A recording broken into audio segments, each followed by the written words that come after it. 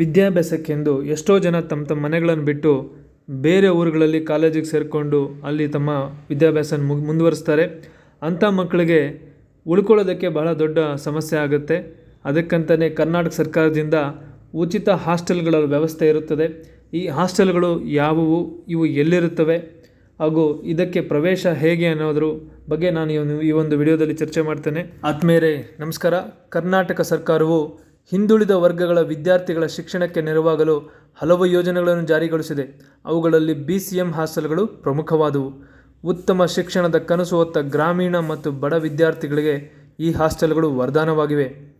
ಈ ಹಾಸ್ಟೆಲ್ಗಳಲ್ಲಿ 2 ವಿಧಗಳಿವೆ. ಒಂದು ಪ್ರೀ ಮೆಟ್ರಿಕ್, ಮತ್ತೊಂದು ಪೋಸ್ಟ್ ಮೆಟ್ರಿಕ್.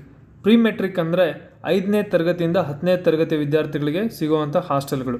ಪೋಸ್ಟ್ ಮೆಟ್ರಿಕ್ ಅಂದರೆ 10ನೇ ತರಗತಿ ಆದಮೇಲೆ PUC, ITI, ಡಿಪ್ಲೊಮಾ, ಪದವಿ ಅಂದರೆ ಇಂಜಿನಿಯರಿಂಗ್ ಎಲ್ಲ ಡಿಗ್ರಿ ಮತ್ತು ಪೋಸ್ಟ್ ಗ್ರಾಜ್ಯುಯೇಟ್. ಇನ್ನು ಈ ಹಾಸ್ಟೆಲ್ಗಳಲ್ಲಿರುವ ಪ್ರಮುಖ ಸೌಲಭ್ಯಗಳೆಂದರೆ ಉಚಿತ ವಸತಿ ಮತ್ತು ಊಟ, ಫ್ರೀ ಅಕಾಮಿಡೇಷನ್ ಆ್ಯಂಡ್ ಫುಡ್, ಹಾಸಿಗೆ, ದಿಂಬು, ಹೊದಿಕೆ ಮತ್ತು ಪಾತ್ರೆಗಳನ್ನು ಕೂಡ ಕೊಡ್ತಾರೆ. ಹಾಗೆ ಹಾಸ್ಟೆಲ್ನಲ್ಲೇ ಗ್ರಂಥಾಲಯ ಇರುತ್ತದೆ ಹಾಗೂ ಡೈಲಿ ನ್ಯೂಸ್ ಪೇಪರ್ಸು ಕೂಡ ತರಿಸ್ತಾರೆ. ಆಮೇಲೆ ಪ್ರತಿ ತಿಂಗಳು ಸ್ವಚ್ಛತಾ ಕಿಟ್ ಅಂತ ಹೇಳಿಬಿಟ್ಟು ಕೊಡ್ತಾರೆ.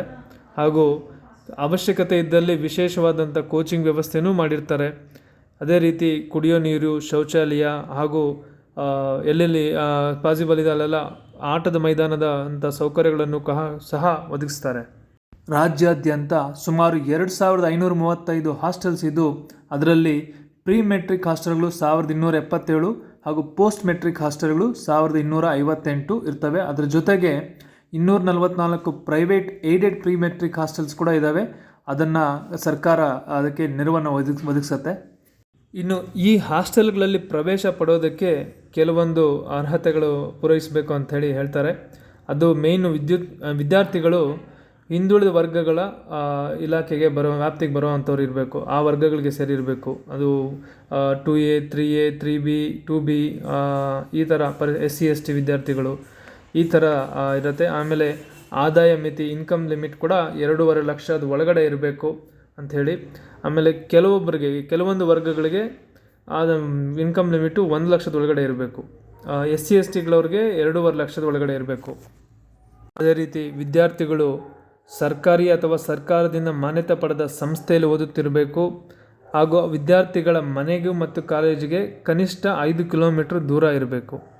ಆಮೇಲೆ ವಿದ್ಯಾರ್ಥಿಗಳ ಆಯ್ಕೆ ಮೆರಿಟ್ ಆಧಾರದ ಮೇಲೆ ಮತ್ತು ಸರ್ಕಾರದ ಮೀಸಲಾತಿ ನಿಯಮಗಳ ಪ್ರಕಾರ ನಡೆಯುತ್ತದೆ. ಇನ್ನು ಈ ಒಂದು ಹಾಸ್ಟೆಲ್ಗಳಿಗೆ ಪ್ರವೇಶ ಪಡೆಯೋದಕ್ಕೆ ಯಾವ ರೀತಿಯ ಒಂದು ಪ್ರೋಸೆಸ್ ಇದೆ ಅಂದರೆ, ಇದಕ್ಕೆ ಆನ್ಲೈನ್ ಅರ್ಜಿ ಸಲ್ಲಿಸುವಂಥ ವ್ಯವಸ್ಥೆ ಇದೆ.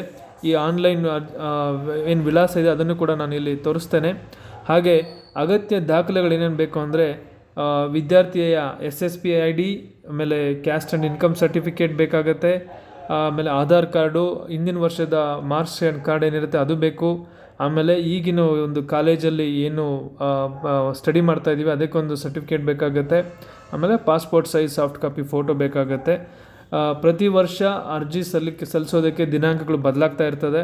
ಅದಕ್ಕೋಸ್ಕರ ನೀವು ಖಂಡಿತ ಕಂಟಿನ್ಯೂಸ್ ಆಗಿ ಈ ಒಂದು ಇಲಾಖೆಯ ವೆಬ್ಸೈಟನ್ನು ಮಾನಿಟರ್ ಮಾಡ್ತಾ ಇರಬೇಕು.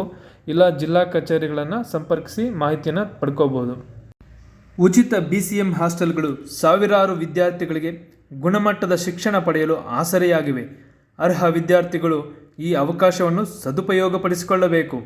ಈ ಮಾಹಿತಿ ನಿಮಗೆ ಸಹಾಯಕವಾಗಿದೆ ಎಂದು ಭಾವಿಸುತ್ತೇನೆ.